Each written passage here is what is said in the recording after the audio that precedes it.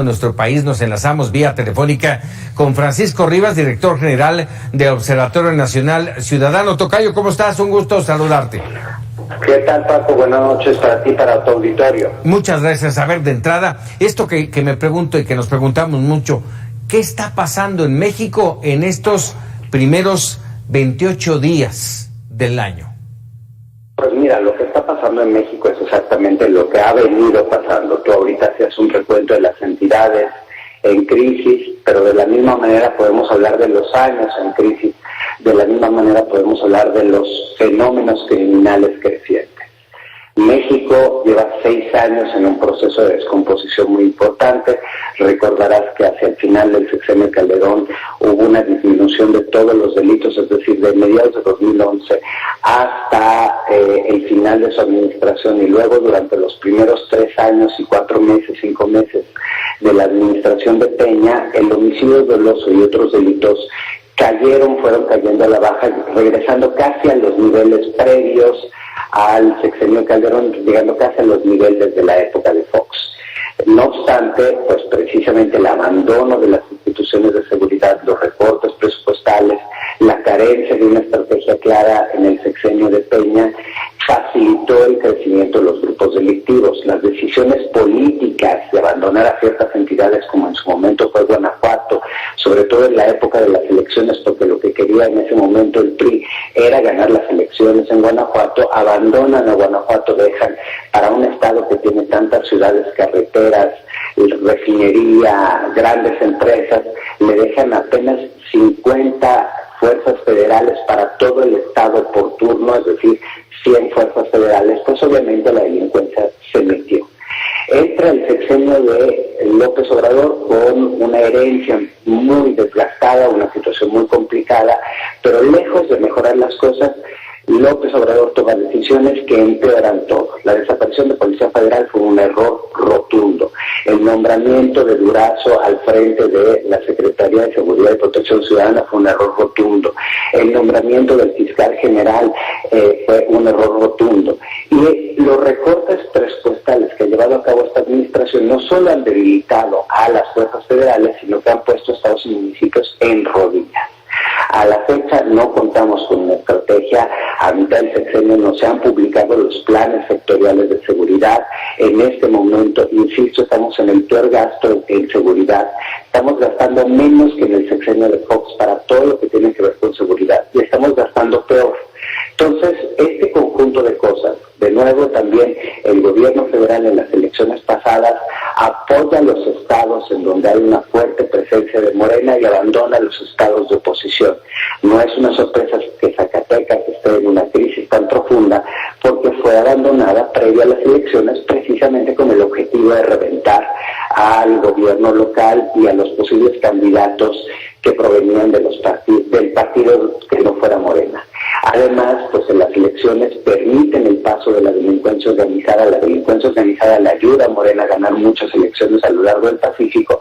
Obviamente eso tiene consecuencias. Claro. Y lo que hoy estamos viendo es pues esta grave violencia distribuida en el país. Oye, ante esta falta de estrategia que bien mencionas, ante los fracasos uno tras otro por de designaciones, ante la falta de presupuesto, ¿cómo dimensionar, cómo ver este anuncio que se da, que lo da el gobernador de Quintana Roo, de que la DEA, el FBI y la Policía Montada de Canadá van a reforzar la seguridad, al menos en Quintana Roo?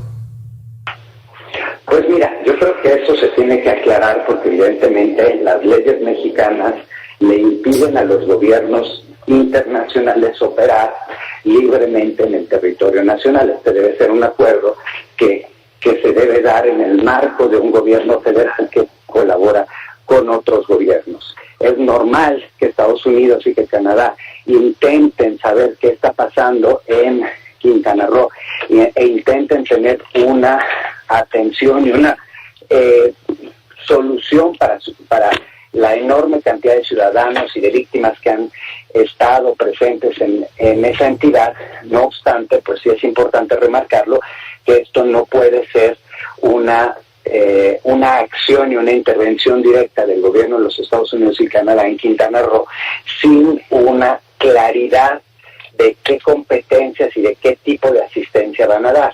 Yo creo que lo que más importante pueden hacer es donar formación y profesionalización a los cuerpos, revisar los protocolos de actuación y eventualmente ayudar a mejorarlos, si es necesario donar equipamiento y armas, pero sobre todo donar inteligencia. No pueden operar en el territorio mexicano impunemente, aunque pues en los hechos sabemos que en los operativos históricos, cuando se detuvo al Chapo y cuando se han detenido a otros delincuentes, pues han estado involucrados evidentemente los gobiernos, particularmente el gobierno de Estados Unidos. Así es, efectivamente. Déjame, hablando de Estados Unidos, hace unos meses uno de sus funcionarios hablaba de que México, si no mal recuerdo, decía que el 35% del territorio nacional estaba dominado por los cárteles del narcotráfico. Yo, en lo personal, en aquel momento dije, igual y se está quedando corto con el 35%. Hoy por hoy, Francisco, podríamos, con todo esto que estamos viendo y viviendo, podríamos señalar que el territorio nacional está siendo disputado por los cárteles del narcotráfico. Definitivamente quien hizo esa declaración fue el embajador Landó al salir de en los últimos días previos a abandonar el país. Él hizo la referencia que efectivamente la delincuencia organizada controlaba aproximadamente el 40% del territorio nacional. Quiero ser claro, ese 40% no necesariamente quiere decir el 40% de los municipios o de las entidades. Es decir, son territorios y son regiones que están bajo el control de la delincuencia de muchas maneras, o porque, insisto, han tenido una participación activa en la democracia mexicana y entonces han puesto a funcionarios o controlan a funcionarios, pero también porque controlan actividades lícitas comerciales.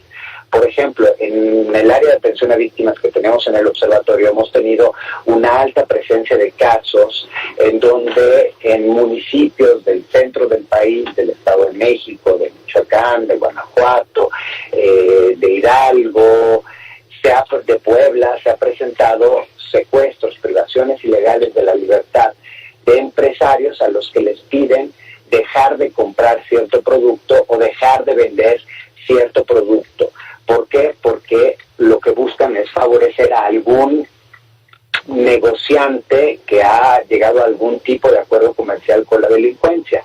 Además, controlan actividades turísticas, controlan la trata de personas, controlan el tráfico de personas, evidentemente el narcotráfico, la extorsión, delitos cibernéticos, el robo de identidad, el robo en transporte de carga. Es decir, ese 40% no solo es un pedazo del territorio nacional, sino es un pedazo de vida de los mexicanos. Terrible situación la que estamos viviendo en México. Y ya no te pregunto, ¿cuál es el futuro que nos depara con esta situación? Como tú sabes, este lunes nosotros presentamos el análisis de lo que pasó el año pasado, pero sobre todo, ¿qué va a pasar en este año? Y los pronósticos son pronósticos adversos.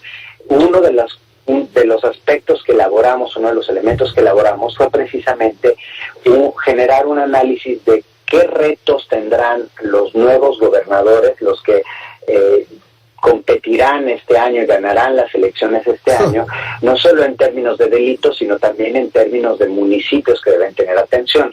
El problema es que generalmente nuestras autoridades, cuando van a pedir el voto, dicen que saben qué hacer.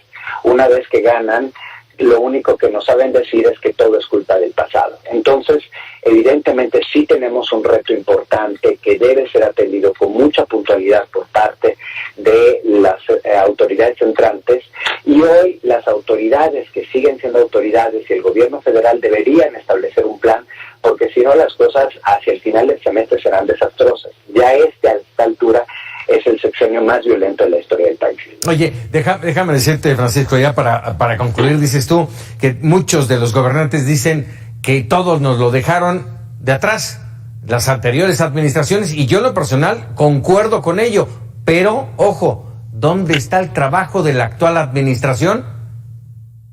No hay nada.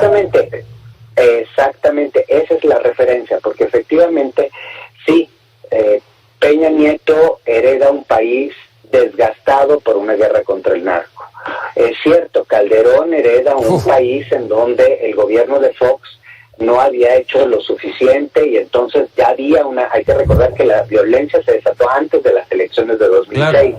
Es cierto que Fox hereda de Cedillo una policía federal preventiva prácticamente inexistente y una debilidad de instituciones. Y si nos vamos atrás, es cierto que hemos tenido una serie de debilidades. Y es cierto que López Obrador hereda una crisis profunda de violencia, una serie de deficiencias institucionales, impunidad y corrupción, pero a la mitad de su sexenio no solo las cosas no han mejorado, han empeorado. Tomemos, por ejemplo, el caso del decomiso de armas. Tú hablas ahorita sobre las armas. En México, en los primeros 3 años de esta administración, el decomiso de armas ha caído un 60% si comparado con el sexenio de Peña Nieto. Entonces, pues la pregunta obvia es, ¿para qué vamos a hacer este acuerdo internacional impulsado por el canciller? ¿Para qué para que las empresas que venden armas no vendan armas en la frontera, si en México no estamos haciendo operativos para desmantelar el comercio ilícito de este tipo de armas? Francisco Rivas, te agradezco como siempre que nos regales unos minutos. Gracias, tocayo, un abrazo para ti y el auditorio. Invito a que todos en www.onc.rc.mx lean el estudio, porque ahí vienen datos, fuentes y condiciones también para que nos protejamos como ciudadanos. Muy buenas noches. Sin duda, muy buenas noches, el director de la organización Observatorio Nacional Ciudadano. Vámonos con otros temas.